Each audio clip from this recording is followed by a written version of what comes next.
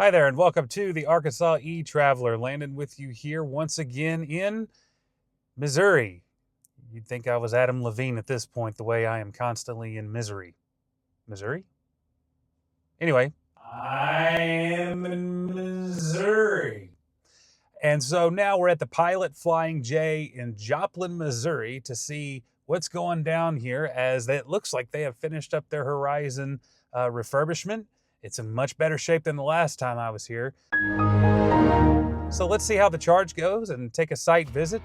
We'll see just how good things are today here in Joplin.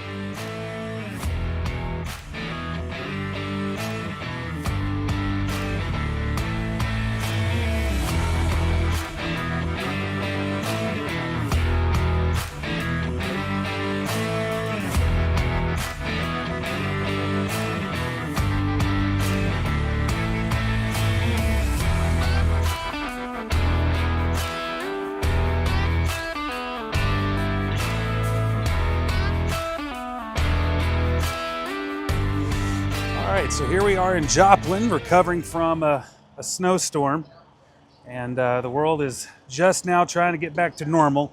The Blazer is disgusting from all of the brine and salt and everything they put on the roads. All right, get the auto charge going here.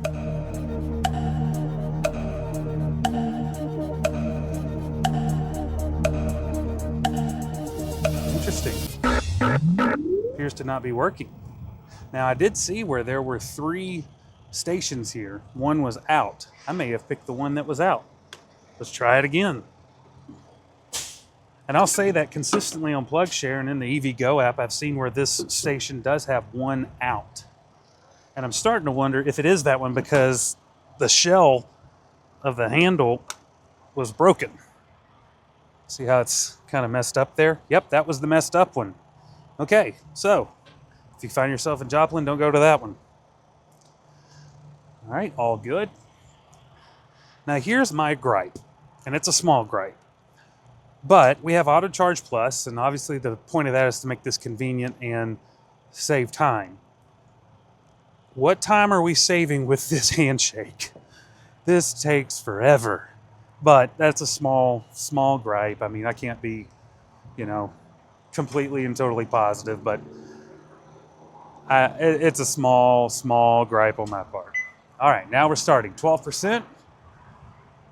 Let's get into session details. There we go. And of course, the amp hungry Blazer. We're going to see if we can't get up near 500.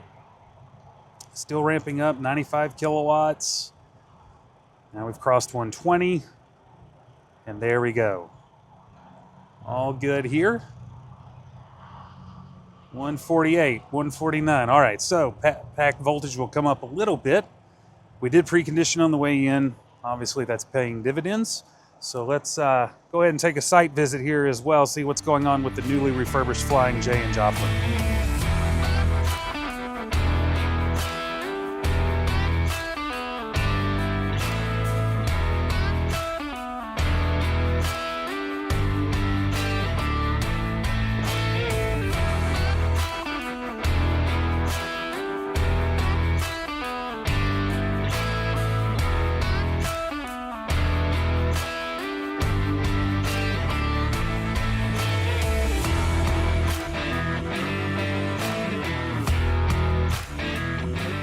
All right, we're about 12 minutes into this charging session. As you can see from there, maybe a little better from right here, 118 kilowatts, so we're starting to taper from the 155 peak. Haven't quite hit that notorious GM dip yet, but I'm certain it's coming soon. Let's talk about the location here. I'm going to do it from the comfort of the Blazer because it is a little brisk out there. But the last time I was here was actually in November, and there was no black top here. There was no gas pumps accessible. They entirely redid those as well. And so the Horizon project here is finished and complete, as you saw from the previous images of the site visit. One other thing to note, along with this refurbishment, the installation of these chargers here represents a crossroads again for two interstates. So where I-44 from Oklahoma City to St. Louis meets I-49 from Fort Smith to Kansas City, we find these chargers. All right, so it's at a good and viable, easily accessible intersection, and a pretty important one as well. Now, I-49, right now it's from Fort Smith to Kansas City, but if the powers that be, both federally and statewide in Arkansas, can get it together, they're going to connect I-49 where it ends near Texarkana to Fort Smith. And when that happens, you will have this entire interstate from New Orleans to Kansas City.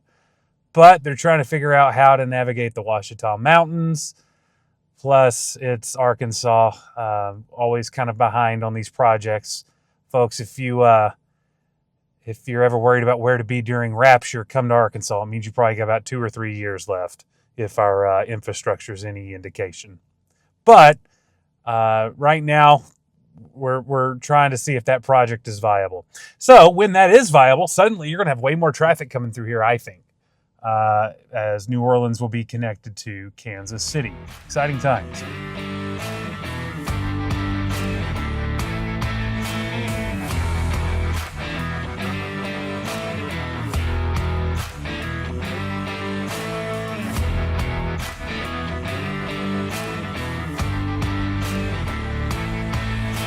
All right, as you see my creeping shadow here, this is one of the designs where we have a pull-through on the outsides of the charging stations, and then the parking spots are in the middle. So it can handle a total of 4 when in full operational order. Also, it has squeegees, trash cans, and everything there.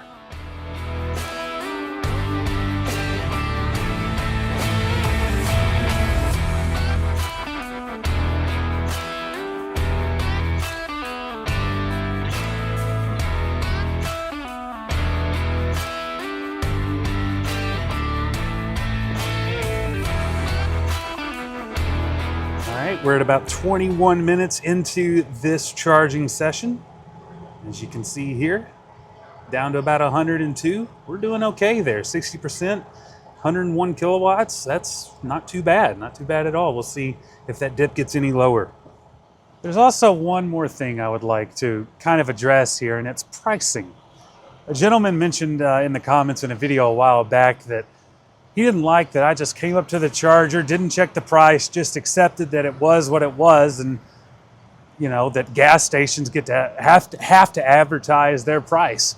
Well, folks, if you're new to EVs or just kind of curious, let me assure you that these prices are routinely advertised. They may not be advertised from the interstate like gas prices, but they're on your phone, that's for certain, in EVgo app, maybe in PlugShare. There's a ton of different ways to find that information mobily. Some cars, I can find out if they're a partner with GM, I can find out from the car what the price is. But let me assure you that you can always look at the price. This one's 55 cents. You don't have to buy energy if you don't want to. You can shop around unless you come up at, you're low and you're adding just exit, but then you can just kind of top up to get you to the next one if you find a lower price. It's not that different from gasoline. It's just how you take in that information is different. And basically what that comes down to is that's just a new way of doing things. The EV way of driving, it's new in a lot of different respects, and how you get your information about your charging sessions is very, very different from how you find information about gas.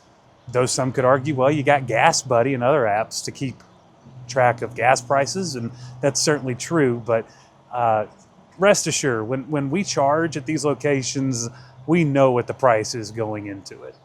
All right, and we're coming up on the end here. 79% state of charge. Started at 12. There's the click. And we'll get some information here. Charged at 55 cents per kilowatt hour. I'll show you the charging curve here. It may be the best that I've ever seen. we did not have a GM dip. All right, so let's take a look at these stats. 32 minutes, 59 seconds, 33, all right? 62 kilowatt hours dispensed and a cost of about 37 bucks, okay? I'm gonna put the charge curve up now. There was no dip. And so that's really, really intriguing to me. What's so different about today that there's no dip? If you watch this video here from the West Memphis pilot, Fly J, there was a huge dip. The Mercedes-Benz in Springfield, huge dip. Here, no, did not happen. So we got a gradual decline, and that led to a 33-minute charge. And that's incredible. I'm very, very pleased with my charging experience here in Joplin.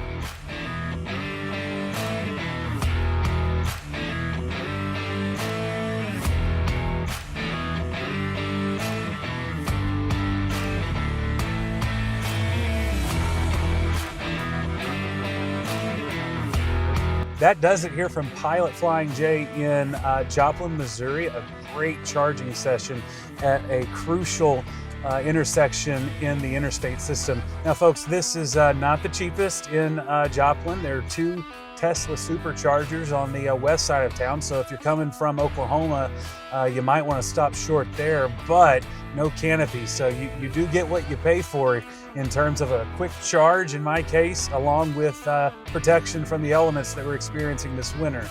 So, hey, thank you for tuning in to another site visit with the Arkansas E-Traveler. I'm Landon, and I hope that you stay warm this winter, and of course, happy trails.